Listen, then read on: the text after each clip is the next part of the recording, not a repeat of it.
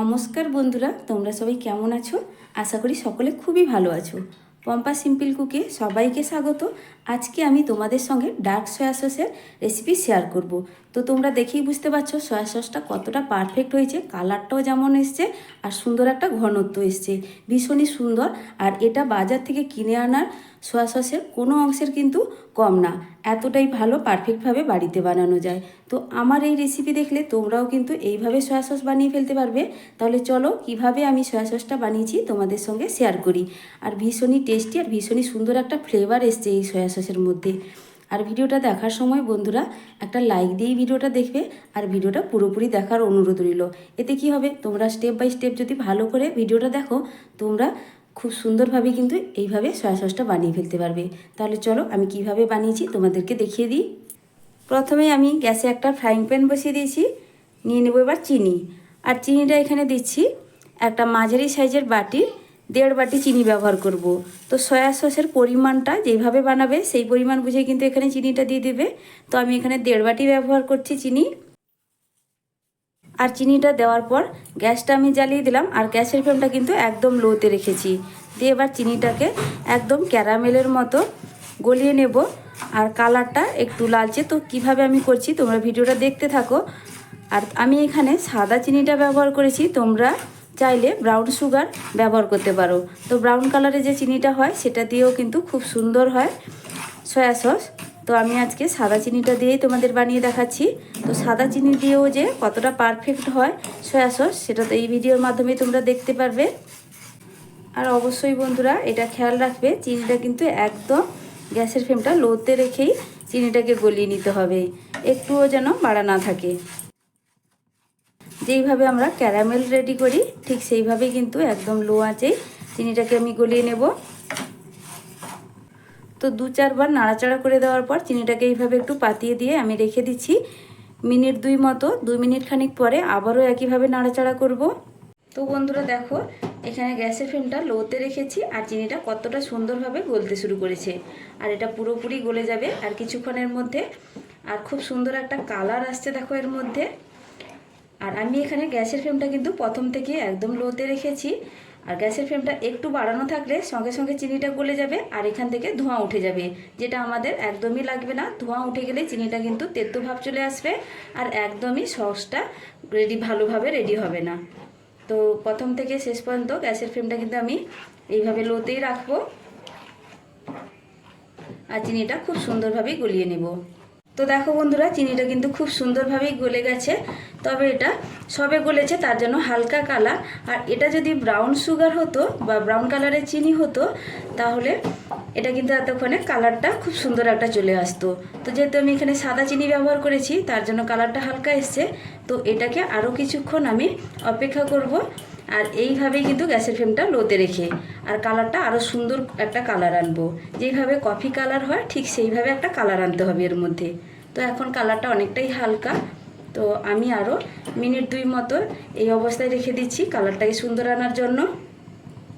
আর খুন্তি দিয়ে এইভাবে কিন্তু নাড়াচাড়া করে দিচ্ছি।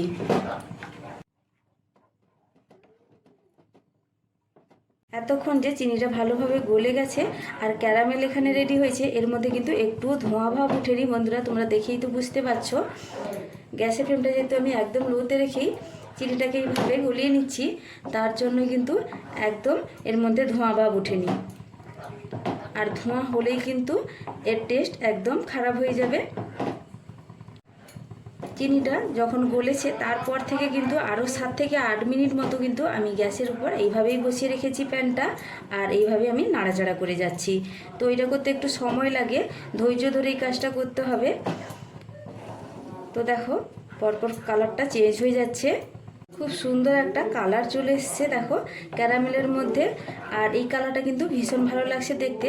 তবে যেহেতু আমি সয়া সস বানাবো তার জন্য কালারটা আর একটু আমার ডার্ক প্রয়োজন। তো আরও মিনিট 2 মতো আমি একইভাবে গ্যাসের ফ্লেমটা সেই লোতে রেখেই নাড়াচাড়া করে নিচ্ছি। একটু ঘন কালার হলে সয়া সসটা দেখতেও ভালো লাগবে, পুরো বাজারের কেনা সয়া সসের মতো। তো ক্যারামেলের মধ্যে খুব সুন্দর একটা গাঢ় কালার চলে এসছে, যেই কালারটা আমার প্রয়োজন। তারপরেই দেখো আমি এখানে জল ব্যবহার করব। তো তো এবার আমি জল দিয়ে দিচ্ছি। যেই বাটির মাপ করে আমি নিয়েছিলাম চিনি, সেই বাটিরই একই মাপ করে আমি 1.5 বাটি জল দিয়ে দেব। তারপরে ভালো করে জলের সঙ্গে মিশিয়ে নিতে হবে। তো এই অবস্থায় যে দেখা যাচ্ছে যেভাবে চিনিটা ডালা ধরে গেছে, একদমই না, কিছুক্ষণের মধ্যে কিন্তু এই তাপে চিনিটা ভালোভাবে গলে গিয়ে জলের সঙ্গে ভালোভাবে গলে যাবে। তো দেখো খুব সুন্দরভাবে কিন্তু গলে যাচ্ছে, আর কালারটা কিন্তু ভীষণ সুন্দর এসছে। তো যেইভাবে সসের মধ্যে কালারটা থাকে, সয়া সসের মধ্যে, সেই কালারটা কিন্তু আমার চলে এসছে। আর ভালোভাবে আমি মিশিয়ে নিচ্ছি। তো প্রথমে যখনই জলটা দেওয়া হবে তখন কিন্তু এইভাবে দেখা যাবে। তো ভয় পাওয়ার কিছু নেই, এটা গলে গিয়ে সুন্দরভাবে কিন্তু জলের সঙ্গে মিশে যাবে। তো ক্যারামেলটা কিন্তু খুব সুন্দরভাবেই জলের সঙ্গে মিশে গেছে একদম। এবার আমি এর মধ্যে দিয়ে দিচ্ছি টেস্টেড সল্ট। তো আমি এখানে চা চামচের 1 চামচ মতো নিয়েছি, আর তোমরা যে কোনো মুদি দোকানে কিন্তু এটা পেয়ে যাবে খুব সহজে। তো এবার টেস্টেড সল্টটা দিয়ে ভালো করেই মিশিয়ে নিচ্ছি। তার সঙ্গে দিয়ে দিচ্ছি আমরা যে ব্যবহার করি খাওয়ার লবণ 1/2 চামচ। এবার লবণটাকে ভালো করে আমি মিশিয়ে নিচ্ছি 1 মিনিট মতো, যতক্ষণ না পর্যন্ত ভালোভাবে গলে যায়। লবণটা এবার ভালো করেই আমার মিশে গেছে। তারপরে শেষে আমি দিয়ে দিচ্ছি ভিনিগার। তো আমি এখানে ভিনিগার নিয়ে নিয়েছি, আর ভিনিগারটা আমি সেই ঢাকনার 1.5 ঢাকনা মতো দেবো। তো 1 ঢাকনা পুরো ভর্তি করে দিচ্ছি, আর অর্ধেক পরিমাণ দিলেই কিন্তু হয়ে যাবে, খুব বেশি প্রয়োজন নেই। তো আমি এখানে ভিনিগার ব্যবহার করলাম, এটা সাদা ভিনিগার। তো তোমরা লেবুর রসও ব্যবহার করতে পারো এর পরিবর্তে।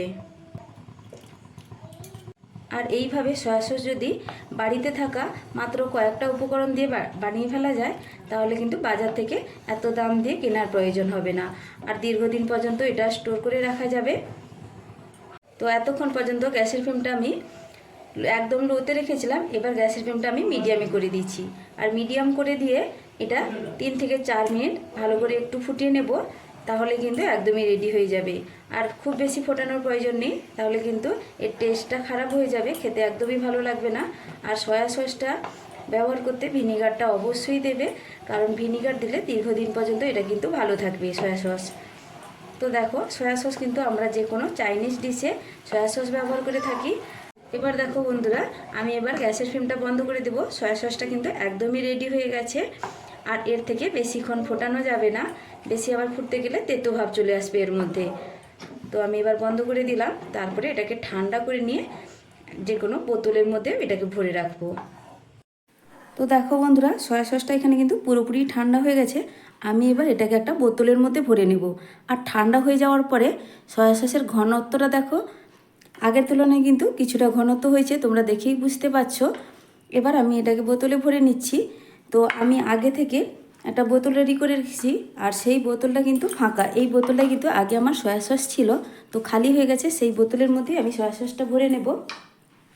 তোমরা কিন্তু যে কোনো বোতলের মধ্যে ভরে রাখতে পারো।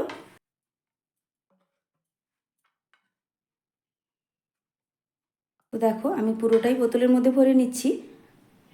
আর সয়া সসের পরিমাণটা আমার এখানে অনেকটাই হয়েছে, কারণ আমি একটু চিনির পরিমাণটা বেশি নিয়েছিলাম, তার জন্য কিন্তু সয়া সসটা অনেকটা পরিমাণ হয়েছে। তো তোমরা তোমাদের পরিমাণ মতো বানিয়ে নেবে, বাড়িয়ে কিংবা কমিয়ে।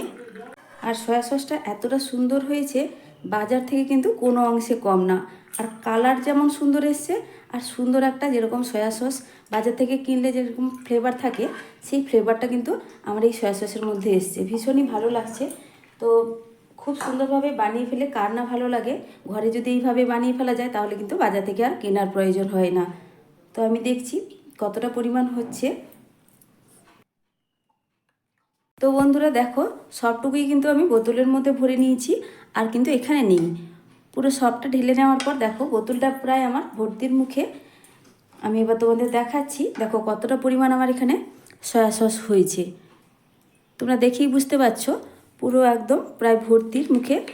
আর খুব সহজেই আমি বাড়িতে বানিয়ে ফেললাম। তোমরা ভিডিওটাতে দেখলে বাড়িতে শুধুমাত্র চিনি থাকলেই কিন্তু খুব সহজেই এরকম সয়া সস দোকানের মতো বানিয়ে নেওয়া যায়, আর ভীষণই ভালো টেস্টি হয়। তো তোমরা একবার হলেও এইভাবে বানিয়ে দেখো সয়া সস। আমার মতো তোমরাও কিন্তু খুবই খুশি হবে বাড়িতে এইভাবে বানিয়ে ফেলে। তো আমার এই সয়া সস বানানোর পদ্ধতিটা তোমাদের কেমন লাগলো বন্ধুরা অবশ্যই কমেন্ট করে জানাবে। আর যদি ভালো লেগে থাকে তাহলে লাইক শেয়ার সাবস্ক্রাইব করে দেবে। আজকের মতো টাটা, ফিরে আসছি নতুন এক কোনো ভিডিও নিয়ে বা রেসিপি নিয়ে।